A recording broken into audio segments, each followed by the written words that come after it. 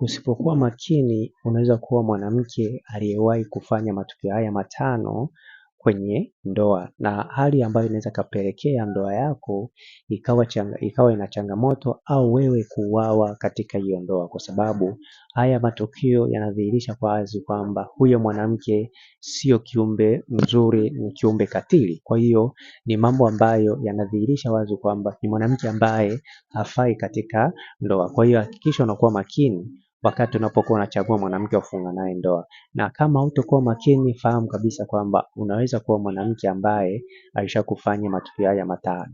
Tukio la kwanza ni tukio la kulala au la kufanya mapenzi na wanaume wawili au zaidi kwa ajili ya kupata pesa.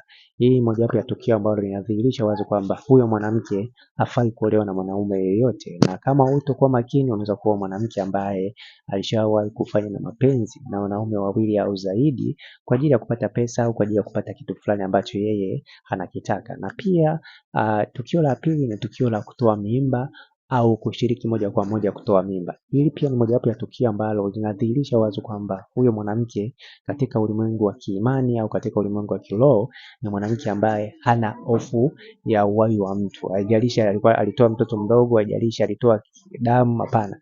Ni kwamba huyo mtu huyo mwanamke hafai kuingia katika ndoa na mwanamume yoyote yule. Kwa hiyo kama utaoa mwanamke bila kujua hili jambo, utapata changamoto katika ndoa. Na pia jambo lingine au tukio lingine, kama mwanamke ashakulifanya utakiwi au usipokuwa makini za kumuoa mwanamke wa aina hiyo, ni tukio la kufanya mapenzi yeye mwenyewe, yani akiwa na rafiki yake au na wanawake wengine zaidi, huku wakifanya mapenzi na mwanaume mmoja. Hii pia ni mojawapo ya tukio ambalo linadhihirisha wazi kwamba huyo mwanamke hana ubinadamu katika swala la pesa, yuko tayari kufanya jambo lolote. Kwa hiyo usipokuwa makini unaweza kuwa mwanamke wa aina hiyo, yani yeye mwanaume akiweka pesa yeye anaweza kufanya kitu chochote. Kwa hiyo hakikisha unafahamu kwamba usipokuwa makini unaweza kuwa mwanamke wa aina hiyo. Na pia usipokuwa makini unaweza kuwa mwanamke ambaye alishawahi kuua au kumdhuru mtu kwa sababu ya wivu wa kimapenzi, hususan mambo ya giza.